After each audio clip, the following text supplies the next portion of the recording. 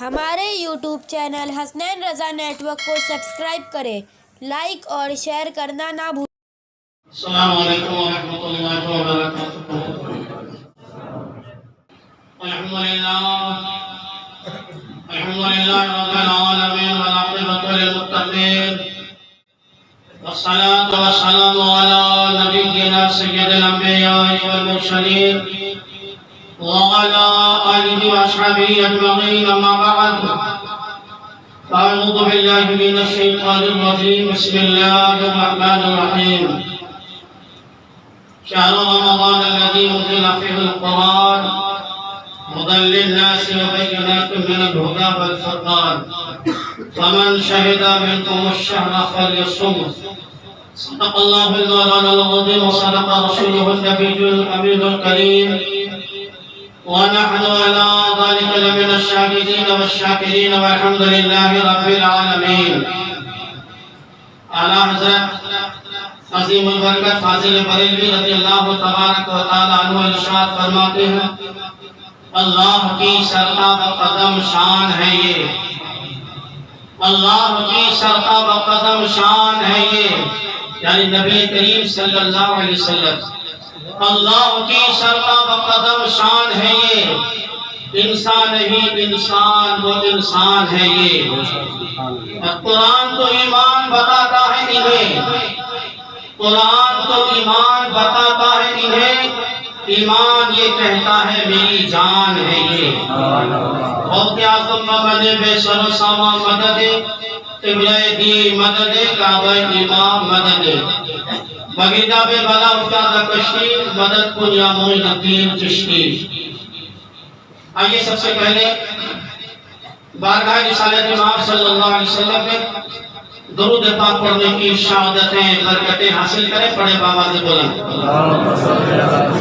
اللہم صلی علی سیدنا مولانا محمد بارک وسلم، صلاۃ و سلام علیک یا رسول اللہ صلی اللہ علیہ وسلم۔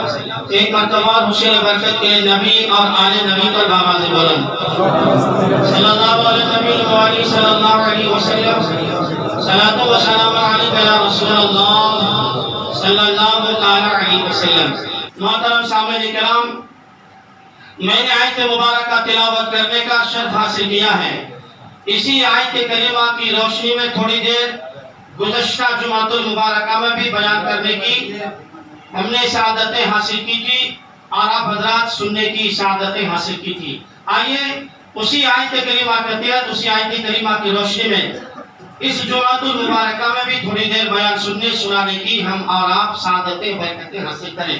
اللہ تبارک و تعالیٰ قرآن مجید برہان عظیم فرقان حمید میں ارشاد فرماتا ہے، شہر رمضان الذی انزل فیہ القرآن ہدی للناس وبینات من الہدی والفرقان فمن شہد منکم الشہر فلیصمہ۔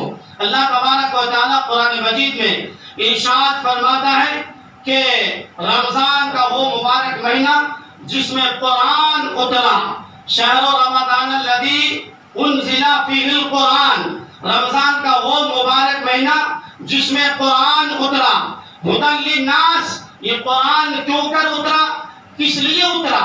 تو رب نے خود ارشاد فرمایا، ہدی للناس، لوگوں کی ہدایت کے لیے، لوگوں کی رہبری کے لیے، رہنمائی کے لیے، وبینات من الہدی والفرقان، اور اس میں فیصلہ اور رہنمائی کی روشن باتیں ہیں۔ فمن شہد منکم الشہر فلیصمہ، تو اے لوگو تم میں کا جو بھی شخص اس ماہ مبارک کو پائے، فلیصمہ، چاہیے کہ وہ اس کا روزہ رکھا کرے، اس کا روزہ رکھے۔ تو پتہ یہ چلا روزہ کی فرضیت قرآن مقدس سے ثابت ہے۔ ثابت ہونے کا مطلب اور مقصد یہ ہے کہ اگر کوئی روزہ نہ رکھے تو گنہگار ہے، فاسق و فاجر ہے، مستحق عذاب نار ہے، لیکن اگر روزہ کی فرضیت کا انکار کرے تو وہ پھر کافر ہو جاتا ہے، اسلام سے نکل جاتا ہے، مسلمان اور اسلام سے اس کا کوئی تعلق نہیں رہ جاتا۔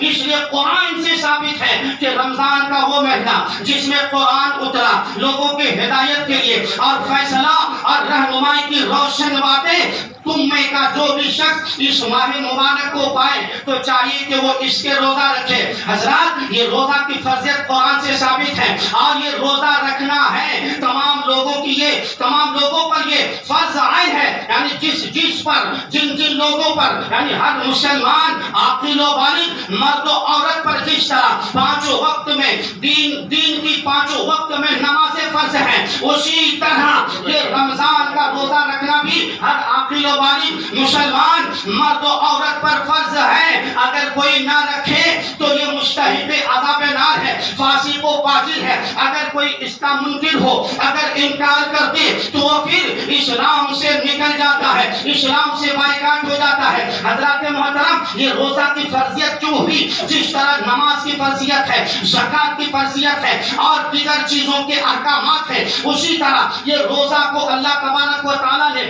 اپنے نبی کے امتوں پر یہ فرض جو قرار دیا گیا تو یاد رکھیے گا اسلام کے جتنے تواریخات ہیں، اسلام کے جتنے احکامات ہیں، اکثر و بیشتر کوئی نہ کوئی یاد کرنے کے لیے ہے، یعنی اسلام کے اکثر و بیشتر احکامات یاد تازہ کرنے کے لیے ہوا کرتا ہے۔ جیسا کہ آپ کو معلوم ہے، آپ نے سنا ہوگا کہ جب بھی حجاج کرام مکہ المکرمہ تشریف لے جاتے ہیں، چاہے وہ حج کی نیت سے ہو یا عمرہ کی نیت سے ہو، جب حجاج کرام وہاں پر تشریف لے کے جاتے ہیں تو ایک یادگار ہے، یعنی صفا مروہ کے درمیان آپ کو دوڑ لگانا ہے، آپ کو دوڑنا ہے، سعی کرنا ہے، یعنی وہاں پہ چکر لگانا ہے، صفا سے مروہ، مروہ سے صفا۔ یہ کیوں ہے؟ اس لیے کہ یہ تاریخ کو یاد کرنے کے لیے ہے، یہ اسلام کے احکامات میں سے ہیں، یعنی اللہ تبارک و تعالیٰ کی بندی حضرت سیدتنا حاجرہ رضی اللہ تبارک و تعالیٰ عنہا نے اپنے رخت جگر، اپنے نور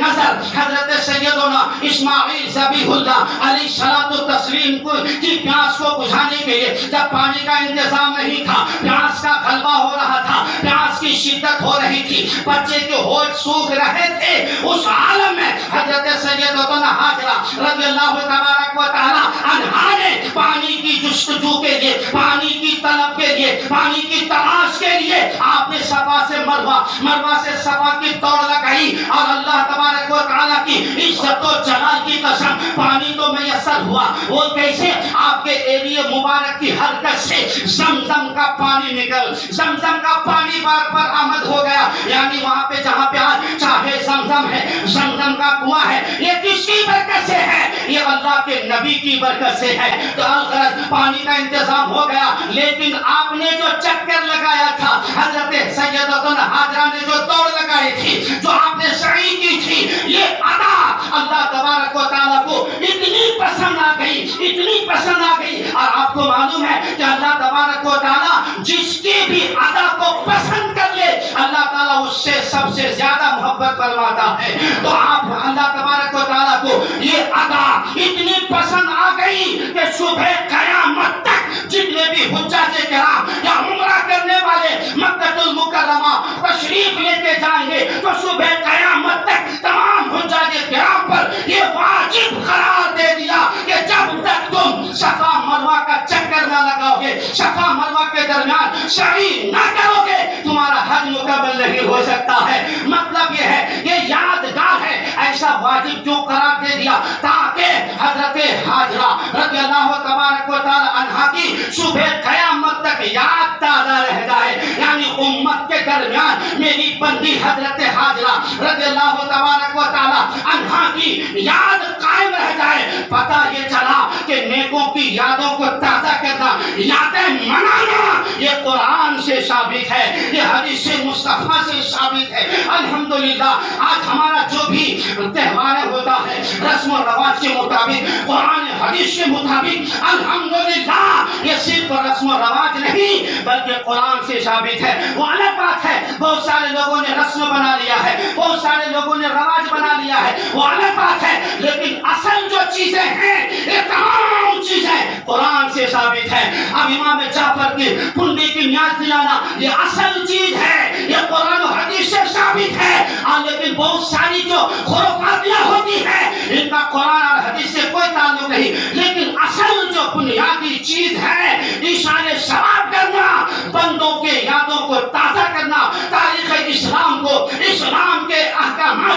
یہ یاد تازہ کرنا یہ قرآن و حدیث سے ثابت ہے.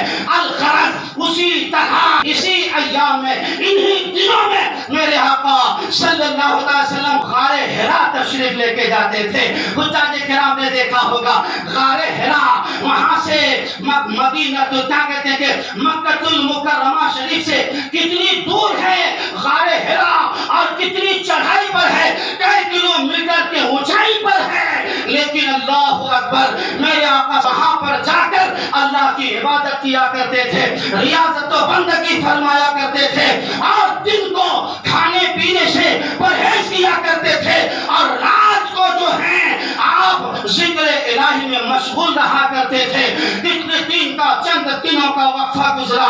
اللہ اکبر میرے آقا صلی اللہ علیہ وسلم جب دن کو عبادت کرتے تھے, رات کو عبادتیں کرتے تھے, دن کو بھی کھانے پینے سے پرہیز فرمایا کرتے تھے, تو یہ ادا بھی پروردگار عالم کو اتنی پسند آ گئی, اتنی پسند آ گئی کہ صبح قیامت تک نبی کے غلاموں پر, نبی کے ماننے والوں پر سال میں ایک مرتبہ ایک مہینہ روزہ رکھنا فرض قرار دے دیا گیا, تاکہ جب بھی نبی کے غلام روزہ رکھا کریں گے تو نبی کا ذکر یاد آئے گا. اسی لیے حضرات اگر ہم الحمدللہ غلامان مصطفیٰ ہیں, اگر روزہ رکھتے ہیں تو یہ مصطفیٰ کی یادوں کو تازہ کرنا ہے. لیکن آج افسوس ہے, صد افسوس ہے, آج ہمارے قوم کے نوجوان, ملت کے نوجوان ایک گٹکے کی پریا کی کھانے کی عادت کی بنیاد پر, وہ بھی اچھی عادت نہیں ہے بلکہ عادت سو ہے, یہ بہت بری عادت ہے, لیکن اسی عادت کی بنیاد پر رمضان کا روزہ نہیں رکھتا.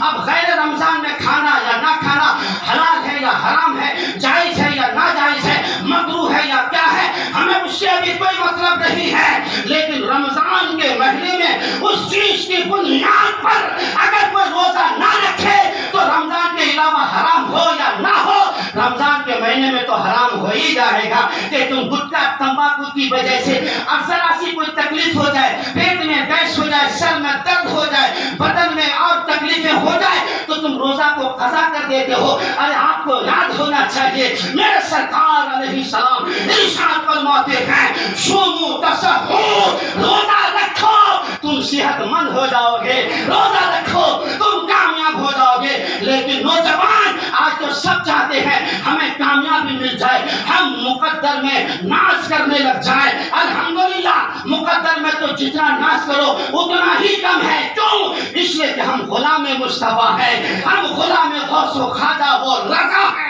ہم جتنا بھی اپنے نصیبے پر فخر کریں, ناز کریں, اتنا ہی کم ہے. لیکن حضرات محترم, خاص کر کے میری قوم کے نوجوان, میں آپ سے مخاطب ہوں کہ تم کیا کر رہے ہو, کدھر جا رہے ہو؟ کیا تم تاریخ کو نہیں دیکھتے؟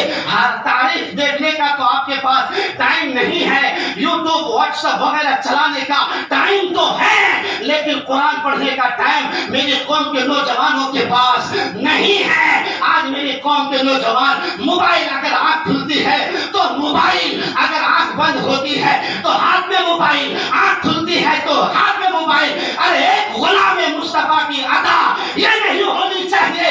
ارے غلام مصطفیٰ تو وہ ہوتا ہے کہ میں سو جاؤں یا مصطفیٰ کہتے کہتے, میں سو جاؤں یا مصطفیٰ کہتے کہتے, اور کھلے میری آنکھ صلی علی کہتے کہتے.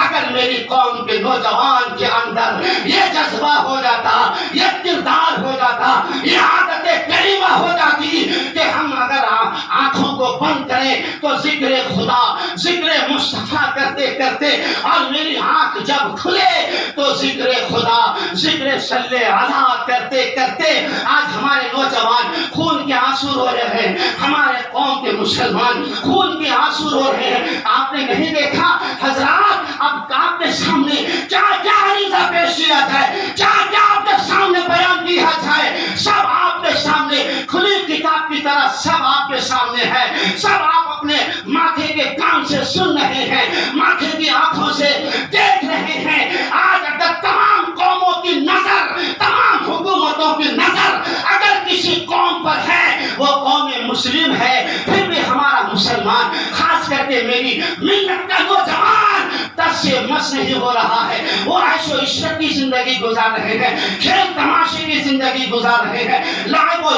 لہو کی زندگی گزارنے پر مجبور ہے۔ آج میری قوم کا نوجوان دادا گیری میں آگے ہے، آپ دیگر چیزوں کو کرنے میں آگے ہے۔ میں سب کا نام نہیں لیتا، لیکن خاص کر کے نوجوان تم اپنے گریبان کو جھانک کر دیکھو، اگر تاش کا اڈا ہے تو وہاں پہ مسلمان کا نوجوان زیادہ ہے، اگر شراب پینے کا اڈا ہے وہاں پہ مسلمان کا نوجوان زیادہ ہے، اگر تاش و شطرنج کھیلنے کا وہاں پہ اڈا ہے تو مسلمانوں کا نوجوان کا طبقہ زیادہ ہے۔ یہ کیا ہے؟ اگر جب تک ہم ان تمام چیزوں کو، ان برائیوں کو، جو بھی منہیات شرعیہ ہیں، ان تمام چیزوں سے جب تک اجتناب اور پرہیز نہ کیا جائے تو تم ایسے ہی کرتے مارے جاؤ گے، پیٹے جاؤ گے، کاٹے جاؤ گے۔ اور تم صرف یہ کرتے ہو اللہ مدد نہیں کرتا، اللہ کرم نہیں فرماتا۔